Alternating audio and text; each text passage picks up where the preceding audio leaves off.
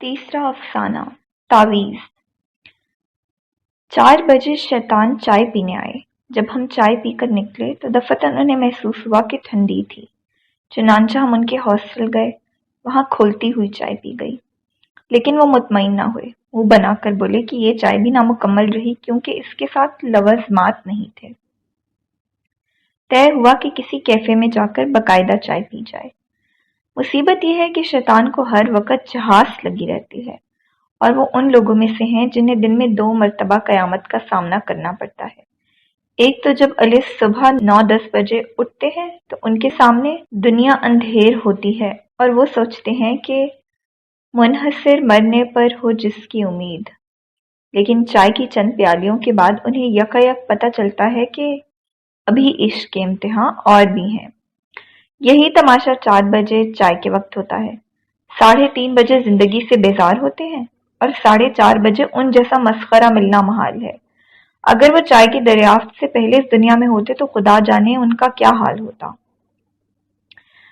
हम साइकिलों पर टहलते टहलते कैफे में पहुंचे जहां हमें अक्सर बडी मिला करता था। अंदर जाकर देखा तो सब कुछ सुनसान पड़ा था। फकत एक कोने में एक नहीफ व नाजार नौजवान बैठा चाय पी रहा था।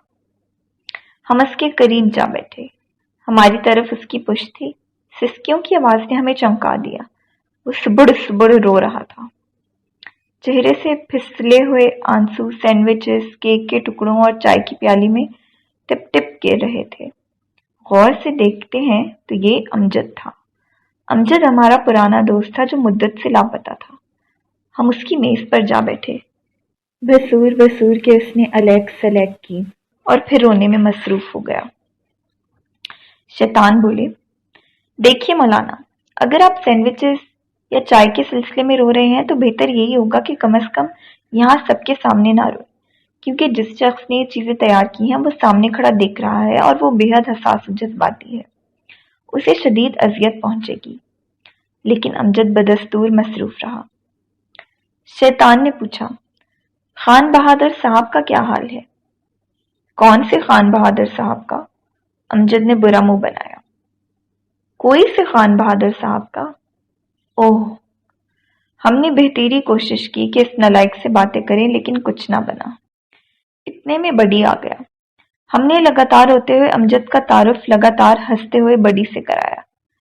अब बड़ी संजीदगी से वजह पूछी गई और अमजद ने बताया कि उसकी सेहत रोज बरोज गिरती जा रही है, बल्कि बिल्कुल ही गिर गई है। उसकी आंखों के सामने कभी तारे नाचते हैं और कभी अंधेरा छाया रहता है। वो अपने आखिरी इम्तिहान में मुद्दत से फेल हो रहा है, लगातार फेल हो रहा है। अगर मेहनत करे और पर्चे अच्छे हो जाएं तब भी फेल हो जाता है, और अगर पर्चे खराब हो जाएं तब भी। उसकी किस्मत हमेशा उसे धोखा देती है। वो किसी पर आशिक भी है। महबूब ने पहले तो सब कुछ कह सुन लिया और बाद में बड़े मजे से उसे डबल क्रॉस कर लिया। आजकल महबूब बिल्कुल खामोश है। उनके यहाँ आना जाना भी मुद्दत से बंद है, क्योंकि उनके यहाँ एक बेहद भारी भरकम और खूनख्वार कुत्ता कहीं से मंगाया गया है जो अमजद को बिल्कुल पसंद नहीं करता, बल्कि उससे खफा रहता है। महबूब के यहाँ एक और साहब की आमदोरफ्त भी शुरू हो गई है, जो शायद रकीब रोसिया बनने वाले हैं। महबूब के अब्बा अमजद को यूं ही सा बेकार लड़का समझते हैं और उन्होंने शादी से इनकार कर दिया है, क्योंकि अमजद कुछ नहीं कमाता। शैतान और मकसूद घोड़े की तरह शहजादा है, लेकिन सबसे बड़ी मुसीबत यह है कि उसका किसी चीज को दिल ही नहीं करता, बिल्कुल जी नहीं चाहता। यहाँ तक कि चाय सामने रखी है और पीने को जी नहीं चाहता। गुफ्तगू के मौजू बदलते रहे और हमने अमजद से लेकर अमजद तक गुफ्तगू की। शैतान बोले, भाई, तुम्हारी मुसीबतें इतनी हैं कि एक गार्डियन एंजल तुम्हारा काम नहीं कर सकता। तुम्हारे लिए तो फरिश्तों का सिंडिकेट बैठेगा। बडी ने कहा, तुम आज से वर्जिश शुरू कर दो। हल्की फुल्की और मकरी ग़िज़ा खाओ। अली सुबह उठकर लंबे लंबे सांस लिया करो। कुव्वत इरादी पैदा करो। खूब मेहनत करके इम्तिहान पास कर लो। मुलाजमत ज़रूर मिल जाएगी और सब कुछ ठीक हो जाएगा। इधर अमजद ने और ज्यादा रोना शुरू कर दिया। अब तो वह बकायदा भूं भूं करके रो रहा था। आखिर तय हुआ कि अमजद की सचमुच मदद की जाए और कल फिर यही मुलाकात हो। अगले रोज हम सब वहीं मिले। इत्तफाक से कॉलेज की चंद लड़कियां भी वहां बैठी थी। ایسے موقعوں پر میں ہمیشہ یوں ظاہر کرتا ہوں جیسے میں شیطان کے ساتھ نہیں ہوں، کیونکہ ہمارے کالج کی لڑکیاں شیطان کو پسند نہیں کرتی۔ جتنی دیر وہ ہماری طرف دیکھتی رہی، میں کسی اور طرف دیکھتا رہا۔ ان کے جانے پر گفتگو شروع ہوئی۔ امجد، تم موسیقی پر فدا ہو جاؤ، شیطان بولے۔ یہ پیازی ساڑی والی لڑکی بڑا اچھا ستار بجاتی ہے۔ تمہیں کوئی ساز بجانا آتا ہے؟ ہاں۔ کون سا؟ گراموفون۔ تب تم موسیقی کو پسند نہیں کرو گے۔ اچھا یہ بتاؤ کہ جب تم آخری مرتبہ اس لڑکی سے ملے تو کیا باتیں ہوئی تھیں؟ میں نے اسے شادی کے لیے کہا تھا، اور یہ کہ میں کچھ بھی نہیں ہوں، نہ کچھ کما سکتا ہوں، نہ کسی قابل ہوں، نہ کچھ کر سکتا ہوں اور نہ کچھ کر سکوں گا۔ پھر اس نے کچھ بھی نہیں کہا اور آج تک خاموش ہے۔ تمہارے ہونے والے خسر اچھے خاصے قبر رسیدہ بزرگ ہیں، میں انہیں بالکل پسند نہیں کرتا، لیکن لڑکی بہت اچھی ہے۔ جتنے تم شکل و صورت میں بخشے ہوئے ہو اتنی ہی وہ حسین ہے۔ تمہیں احساس کمتری ہو جائے گا۔ بھلا کبھی تمہاری خط و کتابت بھی ہوئی ہے؟ ہوئی تھی، کہہ کر امجد نے خطوط کا پلندہ میز پر رکھ دیا۔ شیطان نے جلدی سے خطوط کو سونگھا اور بولے، جلدی ہے اس لیے ساری باتیں تو کبھی فرصت میں پڑیں گے، البتہ میں خطوط کو ترتیب وار رکھ کر صرف القاب پڑھ کر سناتا ہوں۔ ترتیب وار القاب یہ تھے: جناب امجد صاحب، امجد صاحب، امجد، پیارے امجد، میرے امجد، امجد ڈارلنگ، امجد ڈارلنگ، میرے امجد، امجد، پیارے امجد، امجد صاحب، جناب امجد صاحب۔ ادھر امجد نے پھر رونا شروع کر دیا۔ شیطان بولے، میں رات بھر سوچتا رہا ہوں کہ تمہارے لیے کیا کیا جائے۔ یہاں سے بہت دور جنگلوں میں ایک پہنچے ہوئے بزرگ رہتے ہیں، ان تک میری رسائی ہو سکتی ہے۔ اچھا، تعویذ گنڈوں پر کس کس کا اعتقاد ہے؟ سوائے بڑی کے ہم سب معتقد تھے۔ بڑی نے پوچھا، تعویذ گنڈے کیا ہوتے ہیں؟ کیا امریکہ میں تعویذ وغیرہ نہیں ہوتے؟ نہیں تو۔ جب بڑی کو سب کچھ بتایا گیا تو وہ بولا، ہمارے ہاں گڈ لک کے لیے شگن ہوتے ہیں، مثلاً سیاہ بلی کا دیکھنا یا سڑک پر گھوڑے کا نال مل جانا۔ یہ تعویذ وغیرہ نہیں ہوتے، لیکن مجھے شگنوں پر اعتقاد نہیں۔ ایک مرتبہ ایک لڑکی سے شادی کرنا چاہتا تھا۔ نجومی نے مجھے بتایا کہ اگر مجھے اگلے اتوار کو غروب آفتاب سے پہلے سڑک پر گھوڑے کی نال مل گئی تو بہت اچھا شگن ہوگا، غالباً اس لڑکی سے میری شادی ہو جائے گی۔ اگلے اتوار کو میں نے منہ اندھیرے اٹھ کر سڑکیں ناپنا شروع کر دی۔ دوپہر ہوئی، سپہر آیا، گھوڑے کی نال تو کیا کسی گدھے کی نال بھی نہ ملی۔ آخر میں نے استبلوں کا رخ کیا، وہاں بھی ناکامی ہوئی۔ شام ہونے پر میں بہت گھبرایا۔ ہمارے پڑوس میں ایک گھوڑا رہتا تھا۔ میں نے چند اوزار اٹھائے، اپنے بھائی کو ساتھ لیا اور چھپکے سے اس گھوڑے کو بوند کر رکھ دیا۔ گھوڑا ہرگز رضامند نہیں تھا، لیکن ہم نے زبردستی اس کی نال اتار لی۔ باہر نکل کر جو دیکھا تو سورج غروب ہو رہا تھا۔ اگلے روز میں نے اس لڑکی سے شادی کے لیے کہہ دیا اور اس نے کسی اور سے شادی کر لی۔ تب سے گھوڑے کی نال سے میرا اعتقاد اٹھ گیا ہے۔ اگر گھوڑے کی نال اتنی ہی مبارک چیز ہے تو گھوڑوں کو بے حد خوش نصیب ہونا چاہیے۔ لیکن تمہارا واسطہ مشرق کے عاملوں سے نہیں پڑا۔ یہاں تو ایسے ایسے عمل کیے جاتے ہیں کہ سن کر یقین نہیں آتا۔ شکلیں بدل جاتی ہیں، تقدیریں بدل جاتی ہیں، یہاں تک کہ دنیا بدل جاتی ہے۔ اچھا؟ ہاں، تم نے پیروں، فقیروں اور سنیاسیوں کے متعلق نہیں پڑھا؟ میں نے فلموں میں دیکھا ہے کہ ہندوستان میں بڑی بڑی پراسرار باتیں ہوتی ہیں۔ یہاں کے فقیر کچھ پڑھ کر ایک رسے پر پھونک دیتے ہیں، رسہ سیدھا کھڑا ہو جاتا ہے اور وہ رسے پر چڑھ جاتے ہیں۔ رات کو وہ میخوں کے بستر پر سوتے ہیں۔ یقیناً تم خود دیکھ لو گے۔ میں کوشش کر رہا ہوں کہ امجد کے لیے ان بزرگ سے تعویذ حاصل کروں، اگرچہ یہ بہت مشکل کام ہے۔ اول تو وہ بزرگ کسی کو تعویذ دیتے ہی نہیں، اگر کبھی خوش ہو کر دیتے ہیں تو صرف سال میں ایک آدھ مرتبہ۔ لیکن میں اپنی ساری کوششیں صرف کروں گا۔ ان کا تعویذ جادو سے کم اثر نہیں رکھتا۔ ناممکن سے ناممکن باتیں ممکن ہو جاتی ہیں۔ اگر مل گیا تو امجد کی تقدیر بدل جائے گی۔ اور امجد، تمہیں میری ہدایات پر عمل کرنا ہوگا۔ اب تمہارے لیے صرف دو باتیں رہ گئی ہیں، یا تو میری ہدایات پر عمل کرو یا پھر ان پر عمل کرو۔ شیطان نے ایک لمبی چوڑی فہرست بنائی۔ امجد 2 دن بھوکا رہے گا، صرف اسے بکری کا دودھ اور چھوارے ملیں گے۔ وہ کسی سے بات نہیں کرے گا، دوسرے روز شام کو حجامت کرائے گا، پھر سفید لباس پہن کر عطر لگا کر ایک وظیفہ پڑھے گا، اگلے روز تالاب میں کھڑا ہو کر دعا مانگے گا اور سورج کی پہلی شعاع کے ساتھ اس کے بازو پر تعویذ باندھا جائے گا، وغیرہ وغیرہ۔ امجد نے فقط ایک اعتراض کیا، وہ یہ کہ وہ سر پر اس طرح ہرگز نہیں پھروائے گا، البتہ کینچی سے حجامت کرا لے گا۔ شیطان ایک ہفتے تک غائب رہے، پھر یکا یک تعویذ لے کر نازل ہوئے۔ پہلے تو ان بزرگ کے متعلق باتیں سنائیں کہ انہوں نے اپنی ساری عمر جنگلوں میں گزاری ہے، بہت کم کھاتے ہیں، بولتے تو بالکل نہیں، کوئی شخص ان کے پاس تک نہیں پھٹک سکتا، ان کے کمالات معجزوں سے کم نہیں، ان سے تعویذ حاصل کرنا بالکل ناممکن ہے، لیکن شیطان اپنی خوش قسمتی اور محض اتفاق سے کامیاب ہوئے ہیں۔ ہم ان کی باتوں سے بہت متاثر ہوئے۔ شیطان نے رومال کھول کر ہمیں تعویذ کی زیارت کروائی۔ تعویذ موم جامے میں لپٹا ہوا تھا اور اس سے عنبر کی ہلکی ہلکی مہک آ رہی تھی۔ میں نے اور امجد نے اسے بوسہ دیا اور آنکھوں سے لگایا۔ بڈی نے بھی ہماری تقلید کی۔ امجد 2 روز شیطان کے ساتھ رہا۔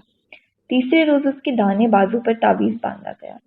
شیطان ایک فاتحانہ انداز میں بولے، بھیا امجد، سمجھ لو کہ آج تمہاری قسمت جاگ اٹھی، اب اس مقدس طاقت کے کرشمے دیکھو۔ ہم نے چند روز بعد امجد کو دیکھا، بسورتے ہوئے چہرے پر اب مسکراہٹ کھیل رہی تھی، لباس بھی پہلے سے بہتر تھا۔ آہستہ آہستہ تعویذ کی برکت سے تبدیلیاں آنا شروع ہو گئیں۔ اب ہر کام کے لیے امجد کا جی کرنے لگا، وہ چست ہو گیا تھا۔ اب یا تو وہ نہایت شوخ ٹائی لگاتا یا رنگین اسکارف پہنتا، ہمیشہ اس کے کوٹ کے کاج میں ایک مسکراتا ہوا پھول اٹکا ہوتا۔ امجد کے امتحان میں 1 ہفتہ رہ گیا تھا۔ میں اور شیطان اس کے ہاں گئے، اس کی 2-3 من پختہ کتابوں کو دیکھا۔ شیطان کہنے لگے کہ کتابیں بہت زیادہ ہیں اور وقت بہت تھوڑا ہے، میرے خیال میں کچھ ہم پڑھتے ہیں، کچھ تم پڑھو، باقی کتابیں بڈی پڑھے گا۔ امجد نے کہا، مذاق مت کرو، کوئی اور تدبیر بتاؤ۔ شیطان نے مشورہ دیا کہ کتابوں کے خلاصے، نوٹ اور ایسی ویسی چیزیں امتحان میں ساتھ لے جاؤ اور خوب دل کھول کر نقل کرو۔ امجد نہ مانا۔ شیطان بولے، ارے میاں، ایسا تعویذ بازو پر بندھا ہے کہ نقل تو نقل، اگر کوئی سنگین ترین جرم کراؤ تب بھی پتہ نہ چلے۔ اس تعویذ کا سایہ ہمیشہ سر پر رہے گا۔ غرض یہ کہ امجد کی خوب ہمت بندھائی گئی اور اس نے امتحان میں خوب نقل کی، لہٰذا پرچے نہایت اچھے ہوئے۔ نتیجہ نکلا تو امجد اول آیا۔ اب تعویذ پر ریشمی غلاف چڑھایا گیا۔ بڈی نے تعویذ کو کئی مرتبہ چوما۔ میرا جی بری طرح چاہ رہا تھا کہ ایک ایسا ہی تعویذ مجھے بھی مل جائے۔ اب سوال ملازمت کا تھا۔ ایک جگہ درخواست دے تو دی گئی، لیکن امید کسی کو بھی نہ تھی۔ کچھ دنوں کے بعد بورڈ کے سامنے انٹرویو تھا۔ بورڈ کے صدر نزدیک ہی رہتے تھے۔ شیطان نے امجد کو مشورہ دیا کہ اگر تم صدر صاحب کے سامنے کئی مرتبہ جاؤ تو تعویذ کی برکت سے وہ اس قدر متاثر ہوں گے کہ فوراً منتخب کر لیں گے۔ امجد نے اگلے روز سے ان کا تعاقب شروع کر دیا۔ ان کے گھر گیا، انہوں نے صاف کہہ دیا کہ وہ ملازمت کے سلسلے میں کوئی گفتگو نہیں کرنا چاہتے، جو کچھ ہوگا انٹرویو کے وقت سنا دیا جائے گا۔ امجد منہ لٹکائے واپس آیا۔ شیطان نے ڈانٹا کہ پھر یہ تعویذ کس واسطے باندھے پھر رہے ہو، پیچھا مت چھوڑو ان کا۔ اگلے روز امجد پھر ان کی کوٹھی پر جا کھڑا ہوا۔ 10 بجے وہ دفتر گئے، یہ ساتھ ساتھ گئے۔ 4 بجے واپس آئے، یہ ساتھ واپس آئے۔ کلب گئے، رات کو پکچر گئے، امجد سائے کی طرح ساتھ رہا۔ اگلے روز وہ شاپنگ کے لیے گئے، امجد بھی شاپنگ کے لیے گیا۔ وہ اسٹیشن پر کسی سے ملنے گئے، امجد بھی گیا۔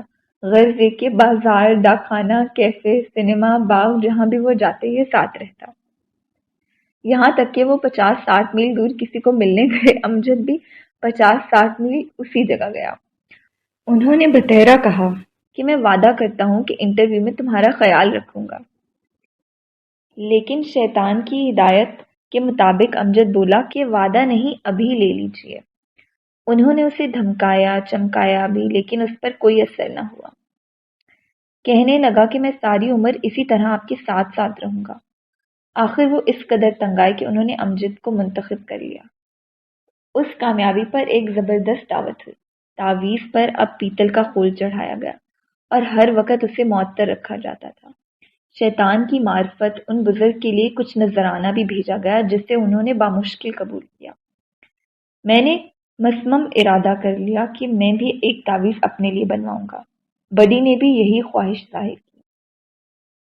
اب اس لڑکی کی باری آئی۔ سب سے پہلے تو وہاں رسائی کا سوال تھا۔ ان کا نیا کتا نہایت ہی ہیبت ناک اور آدم خور قسم کا تھا۔ اسے دیکھ کر ہی امجد کی روح کف انصری سے پرواز کر جاتی۔ بڑی نے مشورہ دیا کہ کتے کو کچھ کھلا پلا دیا جائے جس سے وہ انا للہ ہو جائے، لیکن وہ کتا کچھ ایسا ذہین واقع ہوا تھا کہ ایسی ویسی چیزوں کو سونگھتا نہیں تھا۔ شیطان نے ایک موٹا سا ڈنڈا امجد کو دیا اور کہا کہ اسے ہاتھ میں لے کر جاؤ اور مار مار کر کتے کا بھرتا بنا دو۔ امجد کانپ اٹھا، گڑ گڑا کر بولا، خدا کا واسطہ میں یہ ہرگز نہیں کر سکتا۔ شیطان نے تعویذ کو چھو کر کہا، جانتے بھی ہو یہ کیا چیز ہے؟ تمہارے بازو پر۔ یہ تعویذ ہمیشہ تمہاری حفاظت کرے گا، خواہ تم شیروں سے دل لگی کرتے پھرو، بال تک باقا نہ ہوگا۔ کافی لمبی بحث کے بعد امجد مانا۔ روز علیہ صبح امجد ہاتھ میں ڈنڈا لے کر ان کے ہاں گیا۔ کتا باغ میں چہل قدمی کر رہا تھا۔ امجد نے کتے کی ایسی مرمت کی کہ طبیعت صاف کر دی۔ اسی دن سے امجد اور کتا بڑے گہرے دوست بن گئے۔ امجد کو دیکھ کر وہ نہ صرف دم ہلاتا بلکہ باقاعدہ مزاج پرسی کر کے ساتھ ساتھ چلتا۔ وہ صاحب جو گھر آیا کرتے تھے ان کے لیے بھی یہی نسخہ پیش کیا گیا، لیکن بڑی نہ مانا۔ بولا کہ کتے اور انسان میں کچھ تو فرق ہونا چاہیے، بہتر ہوگا کہ پہلے انہیں دھمکایا جائے۔ وہ صاحب قد میں امجد سے دگنے تھے۔ امجد پہلے تو بہت ڈرا، لیکن جب شیطان نے ڈانٹ کر کہا کہ اسی طرح وہ اپنی نہیں بلکہ تعویذ کی توہین کر رہا ہے اور کوئی رقیب امجد کو چھو تک نہیں سکتا، تو امجد ان صاحب سے ملا اور انہیں صاف صاف بتا دیا کہ خبردار جو آئندہ اس گھر میں قدم رکھا۔ انہوں نے حیران ہو کر پوچھا کہ میاں تم ہو کون؟ یہ بولا کہ میں کوئی بھی ہوں، لیکن یہ واضح رہے کہ میں نے آپ جیسے بہت سوں کو سیدھا کیا ہے، بس خیریت اسی میں ہے کہ آپ آئندہ اس گھر کا رخ نہ کریں۔ امجد نے کچھ اس طرح کی دھمکی دی کہ وہ صاحب واقعی سہم گئے۔ امجد نے چلتے وقت کہا کہ میرا ارادہ تو کچھ اور تھا، لیکن فی الحال صرف انتباہ کرنے پر اکتفا کرتا ہوں۔ آپ سمجھدار ہیں تو سمجھ جائیں۔ اس دن کے بعد وہ صاحب ایسے غائب ہوئے جیسے گدھے کے سر سے سینگ۔ امجد لڑکی کو ملا۔ خدا جانے کیا باتیں ہوئی، لیکن سینیچر کو ان دونوں کو میٹنی پر دیکھا گیا۔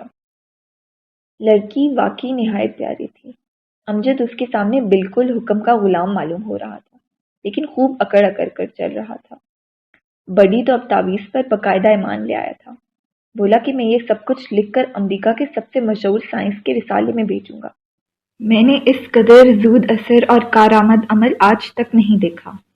یہ کسی جادو سے کم نہیں، معجزے بھی ختم نہیں ہوئے۔ مشرق واقعی پراسرار جگہ ہے۔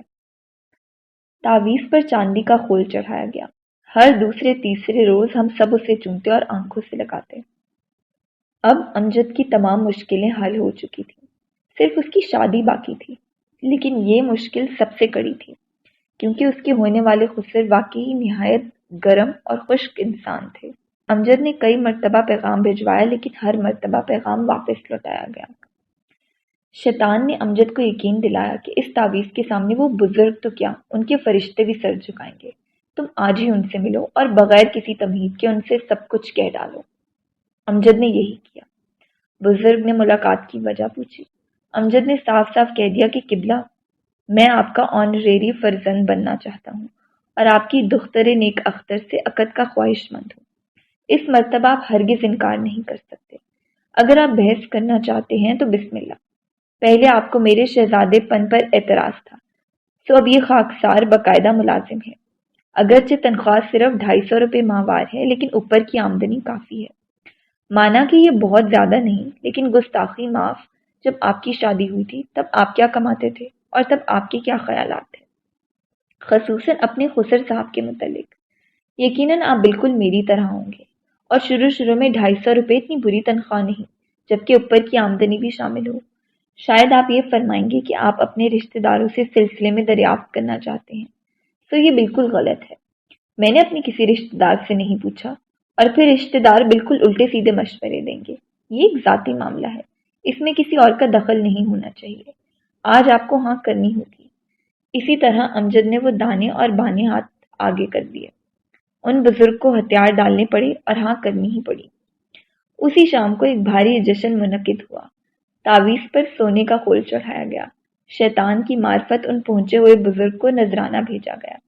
میں نے اور بڈی نے شیطان کی بڑی منتیں کی کہ کسی طرح ایک ایک تعویذ ہمارے لیے بھی لا دو تاکہ ہمارے دن پھر جائیں۔ شیطان نے وعدہ کیا کہ وہ کوشش کرے گا۔ ہم تقریباً ہر روز تعویذ کو آنکھوں سے اور دل سے لگاتے۔ میں اور بڑی کیفے میں بیٹھے امجد اور مسز امجد کا انتظار کر رہے تھے۔ ہم بڑے مسرور تھے کیونکہ شام کو شیطان نے تعویذ لانے کا وعدہ کیا تھا۔ ہم دونوں دل ہی دل میں اپنے مستقبل کے متعلق پروگرام بنا رہے تھے کہ امجد اور مسز امجد پہنچے۔ آج امجد ایک ایسا دلیر، نڈر اور بے پرواہ نوجوان نظر آ رہا تھا جس کی آنکھوں میں چمک تھی، جس کے دل میں امنگیں تھیں اور جس نے ایک بہت اچھا سوٹ پہن رکھا تھا۔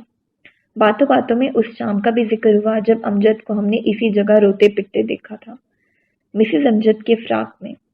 صرف چند مہینوں میں کیا سے کیا ہو گیا، صرف ایک مقدس عمل کی بدولت، اس تعویذ کی برکت جو امجد کے بازو پر بندھا ہوا تھا۔ شیطان نے بھی دوستی کا حق ادا کر دیا تھا۔ نہ جانے کن کن مصیبتوں کے بعد یہ تعویذ دستیاب ہوا ہوگا۔ اگر آج امجد کے پاس یہ تعویذ نہ ہوتا تو غالباً وہ پھر یہیں بیٹھا سینڈوچز اور کیک کے ٹکڑوں پر آنسو بکھیر رہا ہوتا۔ بار بار ہم دروازے کی طرف دیکھ رہے تھے، شیطان کے انتظار میں۔ بڑی نے تعویذ کی زیارت کرنی چاہی۔ امجد نے نہایت حفاظت سے تعویذ اتارا اور بڈی کی ہتھیلی پر رکھ دیا۔ بڈی نے اسے چوما، آنکھوں سے لگایا اور پوچھا، بھلا تعویذوں میں کیا لکھا ہوتا ہے؟ ہم نے کہا کہ عبارت ہوتی ہے۔ بڑی سمجھ نہیں سکا۔ اسے بتایا گیا کہ مقدس الفاظ ہوتے ہیں اور ایک خاص ترتیب سے لکھے جاتے ہیں۔ اس نے پوچھا کہ بھلا اس تعویذ میں کون سے الفاظ ہیں؟ ہم نے لا علمی ظاہر کی۔ بڑی کہنے لگا، کیوں نہ اسے کھول کر دیکھیں۔ امجد بولا، ہرگز نہیں، اس طرح بے ادبی ہوتی ہے۔ میں نے بھی کہا کہ گناہ ہوگا، لیکن بڑی نہ مانا۔ بولا، مجھے بڑا اشتیاق ہے، سارا گناہ میرے ذمہ رہا، میں نہایت ادب سے کھولوں گا اور الفاظ دیکھ کر بالکل اسی طرح بند کر دوں گا، پھر تم اسے بازو پر باندھ لینا۔ میں بھی سوچنے لگا کہ بھلا دیکھے تو صحیح، وہ کون سے الفاظ ہیں جنہوں نے جادو کی طرح اثر دکھایا۔ میں نے بھی بڑی کا ساتھ دیا۔ امجد کہنے لگا کہ کھولنے سے تعویذ کی تاثیر جاتی رہے گی۔ بڑی بولا، بھائی سچ پوچھو تو اب اس تعویذ نے اپنا کام کر دیا ہے، اب تمہیں کسی مزید تاثیر کی ضرورت نہیں ہے۔ ہم نے مسز امجد سے پوچھا، انہوں نے اجازت دے دی۔ آخر امجد بھی مان گیا، اس شرط پر کہ اگر کوئی گناہ ہوا تو بڑی کے سر پر ہوگا۔ بڑی نے بڑی حفاظت سے خول کھولا اور تعویذ نکالا، پھر آہستہ آہستہ موم جامہ کھولنے لگا۔ میری آنکھوں کے سامنے پہنچے ہوئے بزرگوں کے نورانی چہرے، فقیروں کے مزار، سبز غلاف، پھولوں کے ہار، جلتے ہوئے چراغ، مزاروں کے گنبد اور خانقاہیں پھرنے لگی۔ جیسے عنبر اور لبان کی خوشبو سے سب کچھ مہک اٹھا اور پاکیزہ روحیں ہمارے گرد منڈلانے لگیں۔